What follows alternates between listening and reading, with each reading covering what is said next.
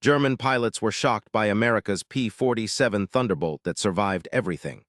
Oberst Hartmann's record supported his confidence. 28 confirmed victories. The Knight's Cross with oak leaves. 3 years of combat over Russia, then France, now Germany. He had shot down Spitfires, Hurricanes, P-38s, and P-40s. He knew the mathematics of air combat: energy advantage, altitude advantage, firepower advantage. His pilots trained for 3 years before operational assignment. They flew aircraft designed by the finest engineers in Europe. They maintained kill ratios that proved German superiority. Hauptmann Weber had presented his analysis 3 times. "Sir, the Americans produced 47,000 aircraft in 1942. Our production reached 15,000. Their single Ford Willow Run plant produces 1 B-24 bomber every 63 minutes. A single American factory exceeds our entire bomber production. Production is meaningless without quality," Hartmann had responded. "They build quantity, we build killers." Witness 3. The witness, Lieutenant Hans Becker. Lieutenant Hans Becker had experienced American fighters firsthand over Schweinfurt. He had destroyed 2 B-17s that day, his 20 cannon shells ripping through aluminum like paper. He had seen American P-47s attempting to escort bombers at extreme range. They had been sluggish, unable to keep up with the bomber formations, their pilots clearly struggling with the aircraft's weight. "The Americans build tanks with wings," he had told Hartmann. "We fly circles around them." The mathematics seemed irrefutable. German fighter production in October 1943, 1,008 aircraft. German fighter pilot training program, producing 900 operational pilots monthly. Luftwaffe fighter strength on the Western Front, 1,650 operational aircraft. The numbers supported continued dominance. Willow Run, Michigan, September 1943. Alexander Kartveli stood in the Republic Aviation Assembly Hall at Farmingdale, Long Island, watching the 23rd P-47 of the day emerge from final assembly. Every 8 hours, another Thunderbolt rolled off the line. Every 8 hours, another 7-ton fighter completed. Production had been transformed in 18 months. In March 1942, America produced just 14 P-47s. By September 1942, production reached 61 monthly. By March 1943, production hit 300 monthly. By September 1943, a single shift at Farmingdale was producing 17 P-47s daily.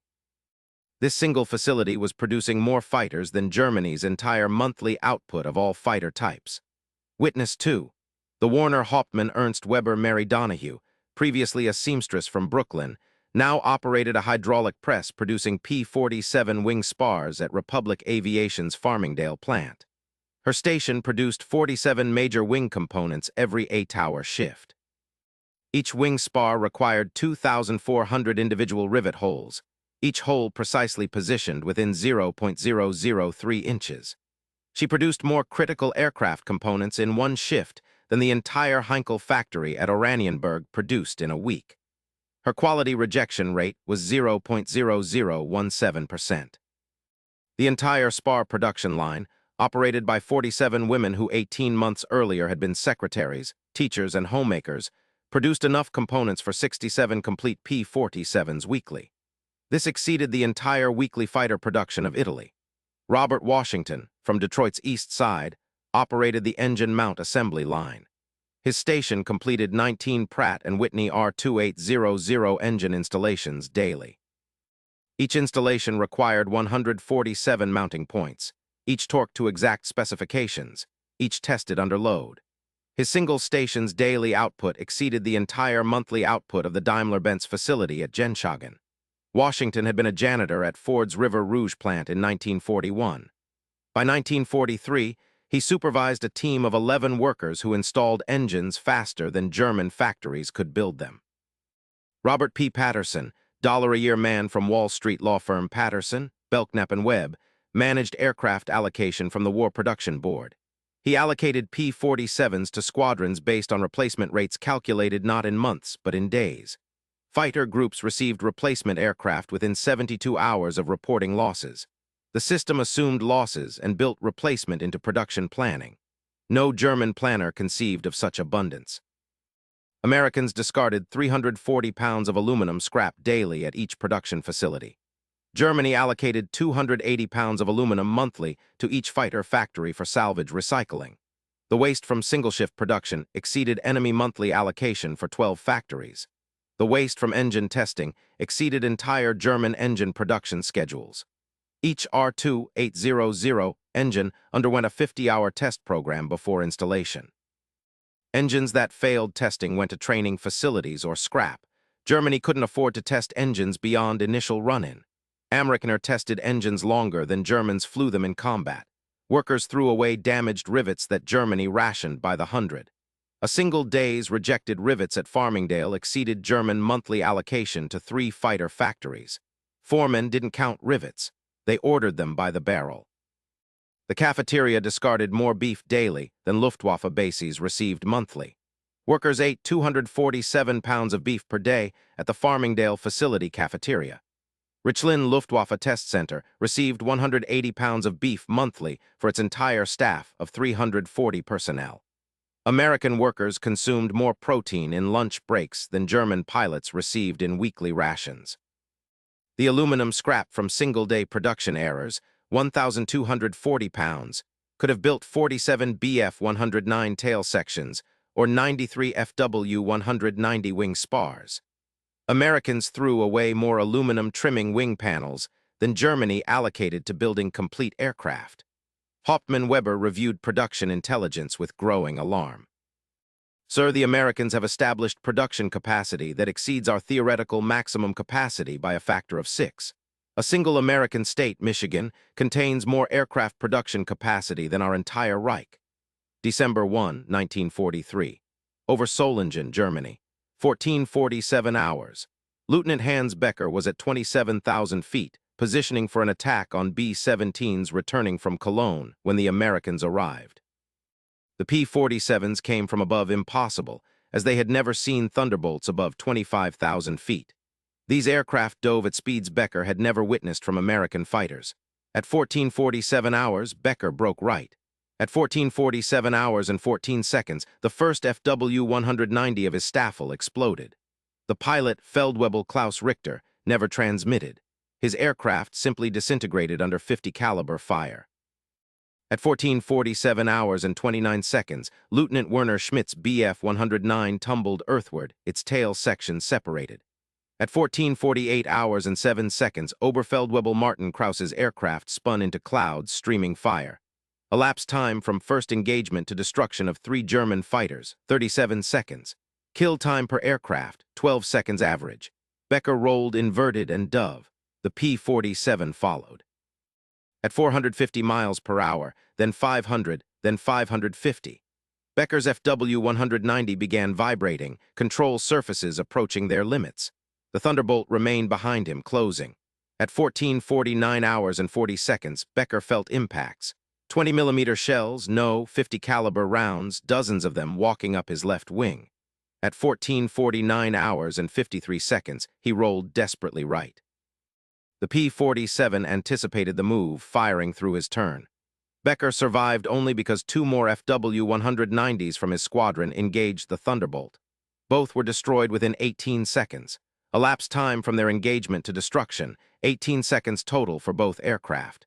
Total engagement duration, 3 minutes 14 seconds. German losses, 6 aircraft destroyed, 2 more damaged beyond repair. 8 German pilots dead. American losses, 0 aircraft destroyed, 2 damaged but returned to base. Kill ratio, 6-0 in combat losses, 8-0 including damaged aircraft written off. The ammunition expended in this 3-minute engagement exceeded Richlin's monthly allocation for all gunnery training. The 56th Fighter Group's aircraft that day carried 3,400 rounds per aircraft. 68 P-47s had engaged. They had expended approximately 47,000 rounds of 50 caliber ammunition. Richlin allocated 32,000 rounds monthly for all pilot training in all aircraft types. Oberst Hartmann read Becker's combat report with visible skepticism. 6 aircraft in 3 minutes? Impossible. The P-47 cannot perform at such altitude. This was pilot error, not American capability. Witness 1, the Mocker Oberst Friedrich Hartmann intelligence dismissed the reports as combat confusion. Hartmann personally annotated 12 different after-action reports describing P-47 performance at high altitude. Pilots overestimate altitude under stress. he wrote on one report. Oxygen deprivation causes hallucination, he noted on another. The P-47 weighed 7 tons. Basic physics dictated that such aircraft could not outclimb German fighters to 30,000 feet, could not outdive them, could not sustain high-G turns. The reports must be exaggerated. Witness 2. The Werner Hauptmann Ernst Weber Hauptmann Weber reported to Luftwaffe High Command in Berlin. American P-47 production has reached 467 aircraft in November 1943. German production of all fighter types reached 1,008 aircraft. However, the Americans produced this single type at half our total production. Furthermore, P-47 production is accelerating. By February 1944, we project American P-47 production alone will exceed our total fighter production. American fighter production, all types, November 1943, 1,647 aircraft. German fighter production, all types, November 1943, 1,008 aircraft. A single American fighter type, the P-47, represented 28% of total American production, nearly half of total German production. Americans built 6 different fighter types simultaneously. Germany concentrated on 2 primary types and still produced fewer total aircraft. A single American factory, the Farmingdale Republic Aviation Plant, exceeded entire German monthly fighter production by March 1944. The mathematics were becoming impossible to ignore. They tried altitude advantage. The Americans followed them up, arriving at 32,000 feet. They attempted diving attacks. The P-47s dove faster, remaining controllable at speeds that tore Bf-109s apart. They tried head-on attacks. 8 50-caliber machine guns firing 800 rounds per minute each met them, 6,400 rounds per minute total. They attempted tail attacks. The P-47's armored cockpit defeated 20 cannon shells. 4 documented cases existed of P-47s returning to base with 30 cannon hits through non-critical areas. January 11, 1944. Over Brunswick, Germany, 13:23 hours. 73 Luftwaffe fighters engaged 49 P-47s escorting B-17s. The engagement lasted 11 minutes. At 13:23 hours, 22 Bf-109s attacked from above. At 13:25 hours, 7 Bf-109s destroyed. Kill time per aircraft, 17 seconds average. At 13:26 hours, 18 FW-190s engaged from starboard. At 13:28 hours, 11 FW-190s destroyed. Kill time per aircraft, 11 seconds average. At 13:30 hours, the remaining Luftwaffe fighters broke off.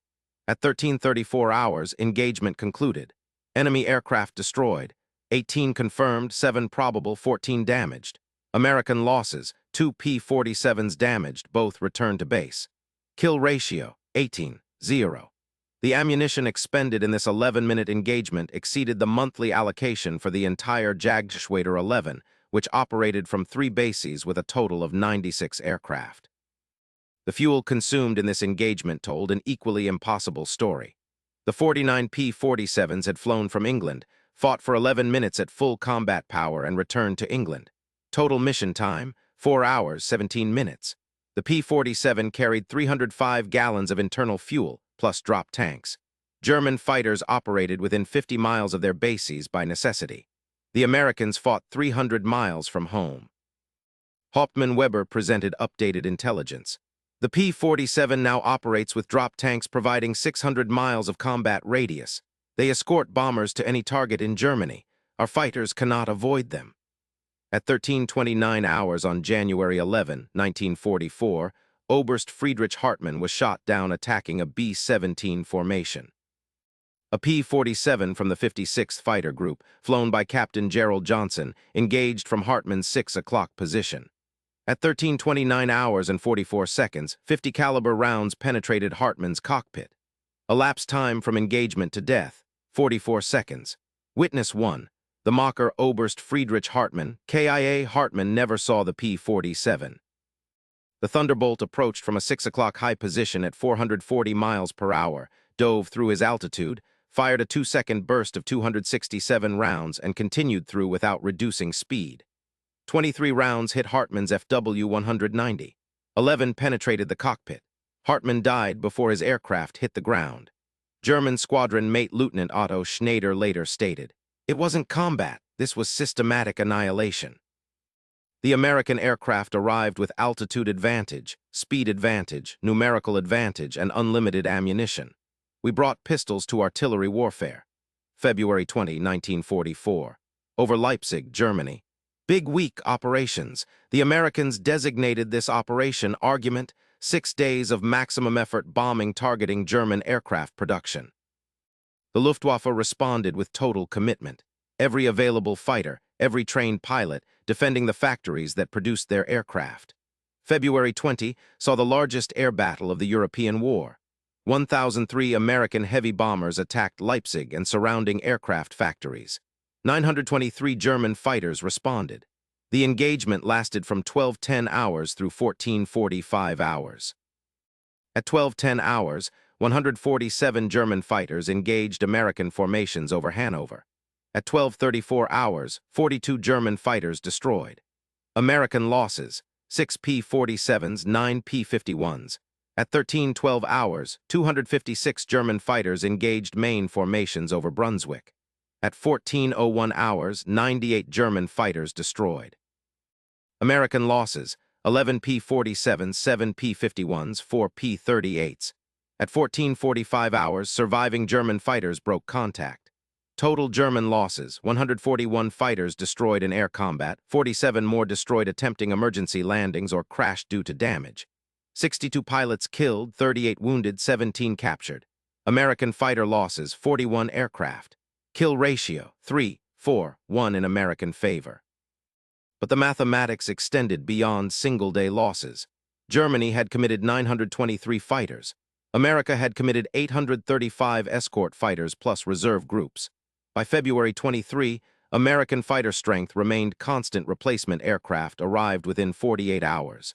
German fighter strength had decreased by 188 aircraft. Replacement aircraft required 6 weeks minimum. The ammunition expended by American fighters on February 20 exceeded total German fighter ammunition production for January 1944. The 835 American escort fighters carried approximately 2,840,000 rounds of 50 caliber ammunition total. They expended approximately 1,670,000 rounds during the engagement.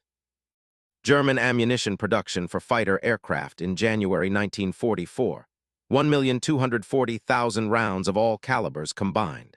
The fuel consumed by American fighters on February 20 exceeded German fighter fuel allocation for the entire week. The 835 escort fighters consumed approximately 305,000 gallons of aviation fuel during the mission. German fighter units received 276,000 gallons of aviation fuel for the week of February 2027. Witness 3. The witness Lieutenant Hans Becker. Lieutenant Hans Becker survived February 20. His FW-190 was hit by 50 caliber fire at 13:27 hours. He crash-landed near Magdeburg. 3 squadron mates died that day. The squadron's 12 aircraft engaged 34 P-47s. 4 FW-190s returned. The kill ratio for his specific engagement, 8-0 American favor. The Americans didn't just outnumber us, Becker later recalled. They systematically destroyed us with industrial efficiency. Every P-47 we shot down was replaced within days. Every pilot they lost was replaced within weeks. Every loss we suffered took months to replace. The mathematics were impossible. April 1944. Production avalanche.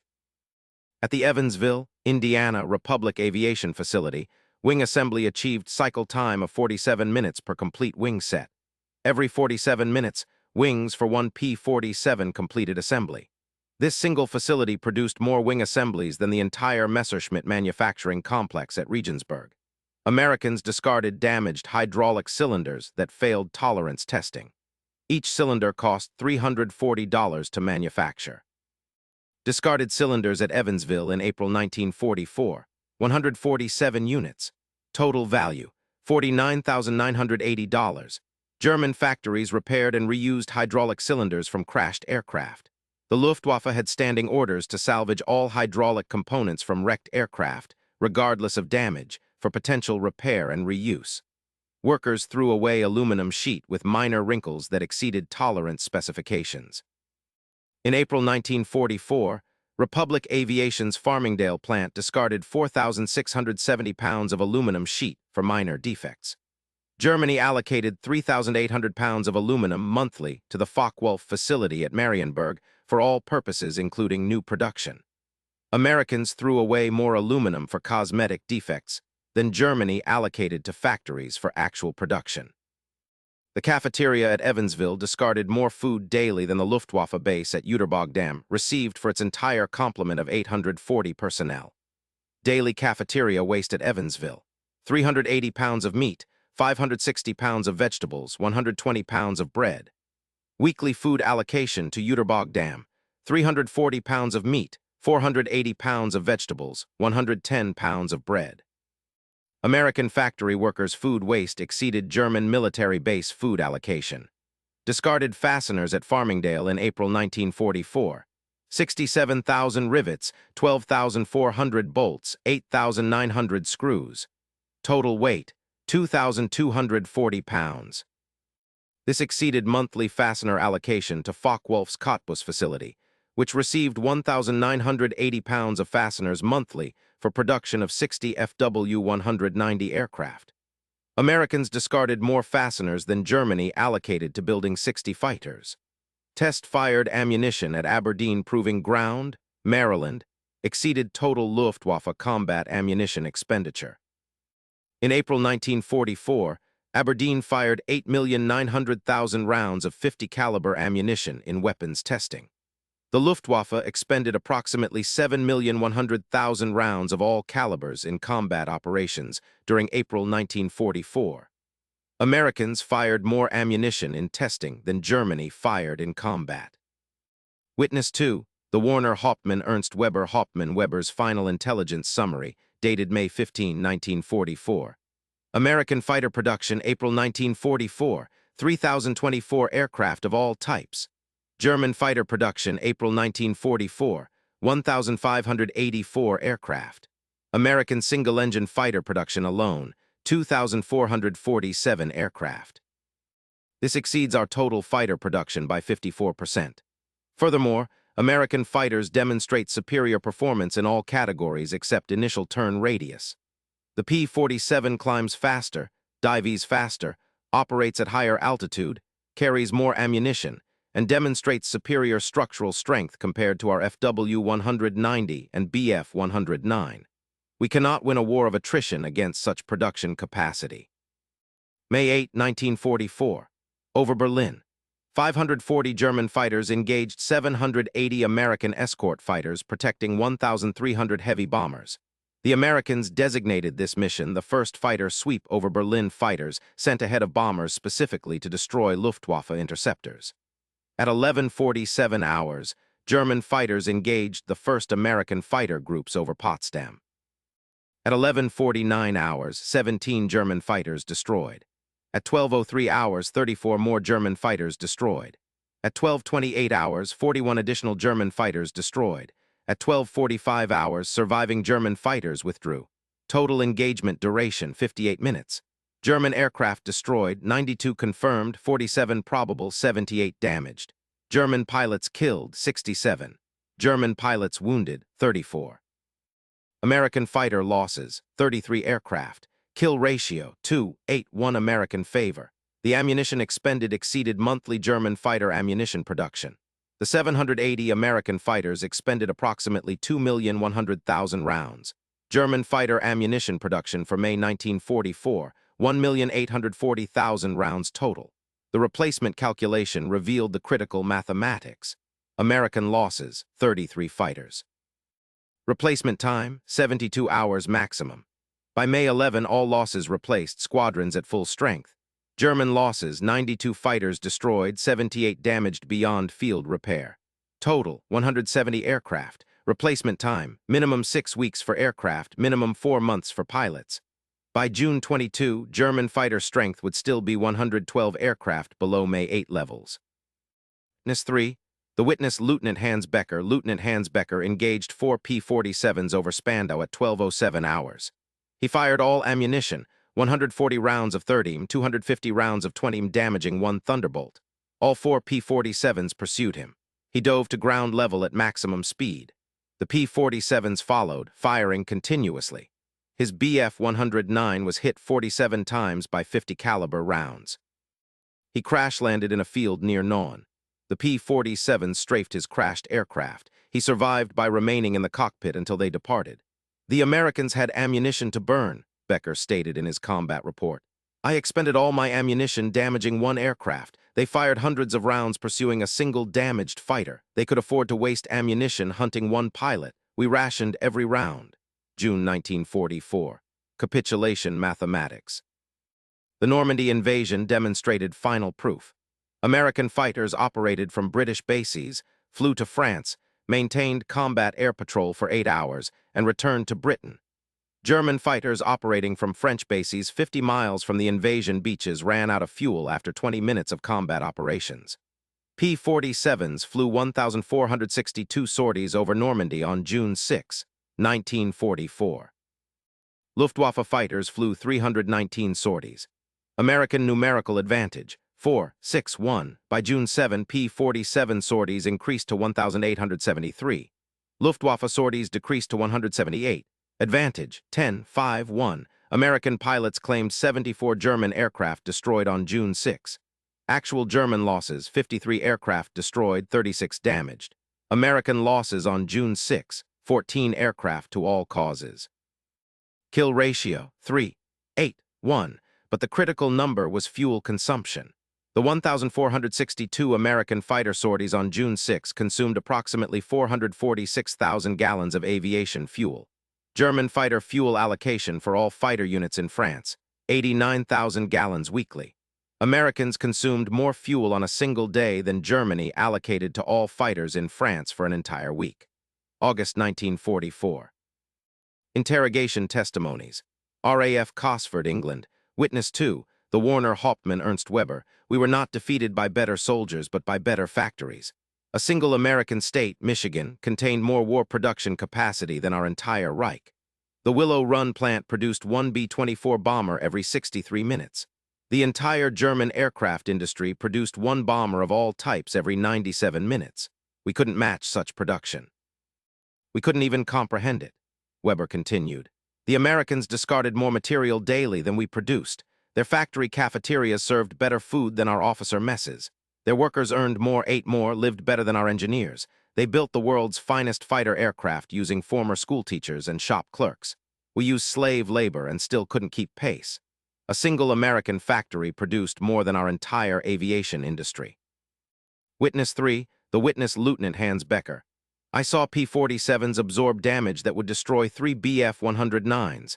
I watched P-47s dive straight down at speeds that would tear the wings off our aircraft.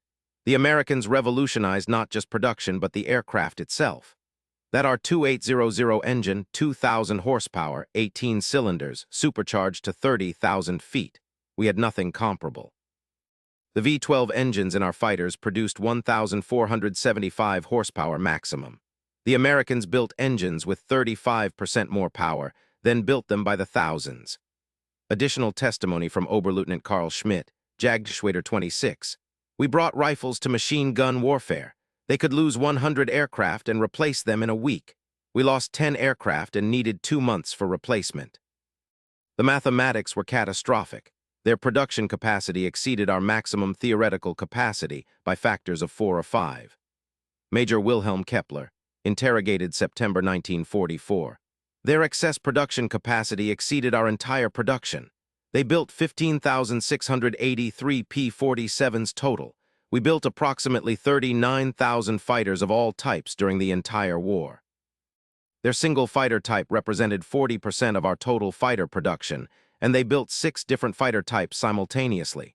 They could lose 50 aircraft daily and maintain strength. We lost 20 and faced pilot shortages.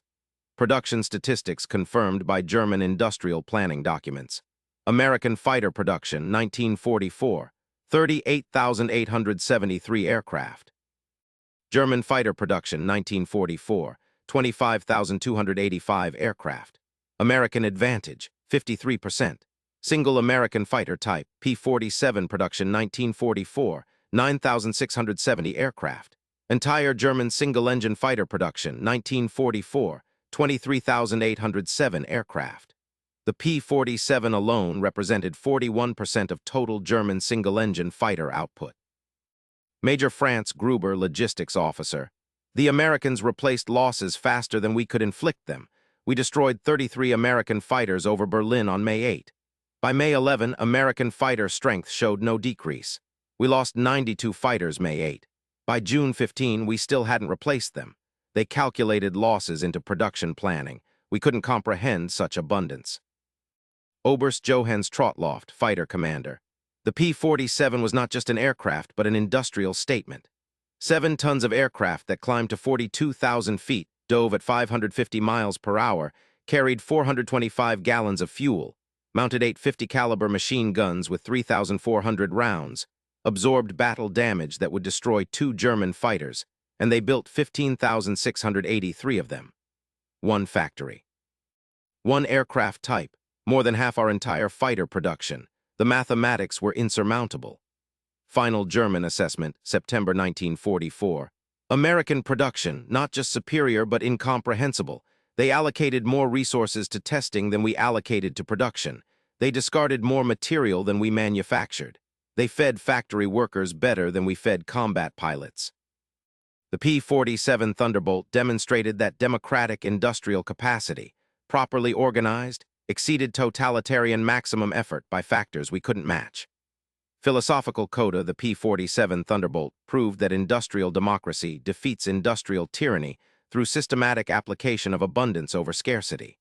Free workers in Michigan and Long Island outproduced slave laborers in occupied Europe because free people build better when building for themselves. Democratic cooperation exceeded totalitarian command because engineers solving problems voluntarily exceed engineers working under threat. Industrial abundance buried ideological superiority under 15,683 P-47 Thunderbolts, each weighing 7 tons, each representing systematic rejection of the theory that authoritarian efficiency exceeds democratic productivity. The Thunderbolt proved specific truths. First, abundance defeats scarcity in prolonged conflict. Germany produced quality aircraft, well-designed fighters flown by trained pilots. America produced adequate aircraft in overwhelming quantities, then improved them faster than Germany could respond. Second, industrial capacity determines military capacity in modern warfare. The Wehrmacht's tactical skill couldn't overcome the simple mathematics of 38,873 American fighters versus 25,285 German fighters produced in 1944. Third, free workers outproduce coerced workers. Republic Aviation's formerly civilian workers in New York built aircraft faster and better than German slave laborers because motivation exceeds compulsion in complex industrial tasks. October 12, 1943. Oberst Friedrich Hartmann had laughed at intelligence reports describing the P-47 Thunderbolt. 7 tons cannot dogfight, he had declared. January 11, 1944. Hartmann died in combat against a P-47, shot down in 44 seconds by an aircraft he had dismissed as impossible. His mockery became history's most expensive miscalculation, measured in 11,874 Axis aircraft destroyed by P-47s, in 3,499 German pilots killed fighting them, in 5,222 German fighters destroyed in air combat against them. In production statistics that revealed democratic industrial capacity, exceeding authoritarian maximum effort by margins Germany couldn't comprehend until defeat made the mathematics undeniable.